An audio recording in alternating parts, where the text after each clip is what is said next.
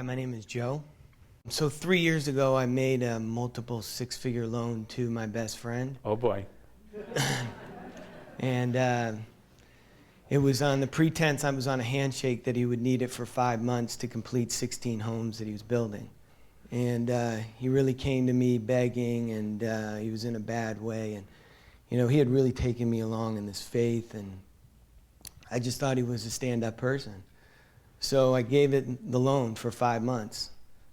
And I gave no collateral, or there was no contract. And so for 3 years, it was kind of this back and forth. You know, I went through all types of range of emotions. And it culminated last Tuesday.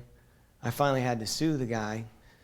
And when we went to serve him the papers, he was on a 2-week vacation.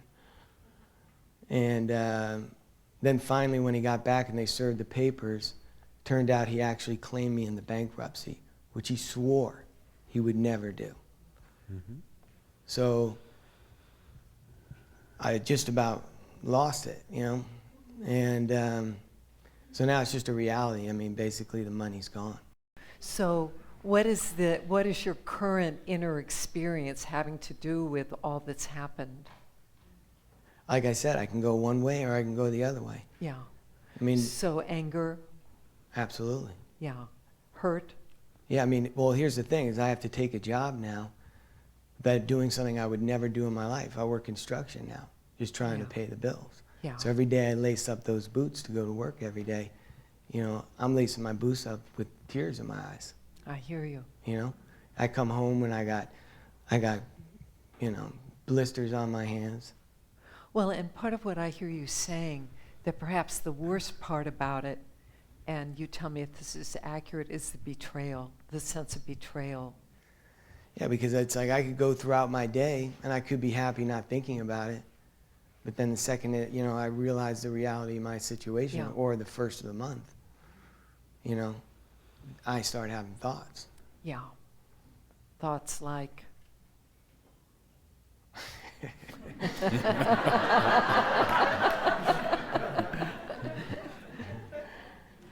You know? Yeah, I think I get some of those thoughts. Which are understandable, which are very understandable. So what really is your intention here this evening? Are you looking inside yourself for a way to find peace with this? Yeah, I mean, I know the real thing I need to do is just look at making more money, and I understand that. But, you know, I beat myself up a lot. And when you're in that mode, what are the kinds of things you tell yourself? You're an idiot, you know? And what's wrong with you? How could you have done this? See, now what you've done is you've internalized the same process. You're no longer just making him wrong. Now you're making yourself wrong. So now you've got two people that you're judging and condemning and making wrong. The more people we make wrong in our lives, the more pain and suffering we will have. I can't emphasize that too strongly. The more we make people wrong who are in our lives, the more pain and suffering we will have. Because I think it was one of Buddha's quotes was like, being angry at someone who did something wrong is like holding a hot rock, getting ready to throw it at them. In the meantime, you get burned. So you've got yourself in a position where you really can't go anywhere as long as you insist on being in the wrong-making business. I suspect the day you made the loan, you didn't get up that morning thinking, let's see how much of an idiot I could be today. It seemed like a good idea at the time. So you had a positive intention. You thought you were helping out somebody. It just didn't turn out that way. Mm-hmm. So in a sense, what you're doing now is you're compounding the thing day by day by day by day. because you've not found a way to let go of it. So how do you do that? So the way you do that is, can you have compassion for the Joe who thought he was really doing a worthwhile thing, trying to help somebody, and it just didn't turn out that way? Can you have compassion for that Joe? Yes. See, if you can have compassion for that Joe, then the forgiveness would be something like, I forgive myself for judging this guy, and I forgive myself for judging myself as stupid, untrustworthy, whatever words you would put on it. It's a letting go process. It's a letting go of the judgment process. You can't change what happened. All you can do is you can let go of that which the hot rock you're holding on to. And you just put it down. Think of yourself as a piece of wood, and somehow you've got about 10 strings, and someone has dragged that piece of wood down into a body of water and tied it to a rock or something down below. And it's just staying there because it's being held down, but that's not its natural state. And you come along with something like a tool like self-forgiveness, and you cut a string, and to that degree float up slightly. When you cut the last string, you soar up. So I gotta get a pair of scissors. A pair of cosmic scissors. And really, compassionate self-forgiveness is that pair of scissors.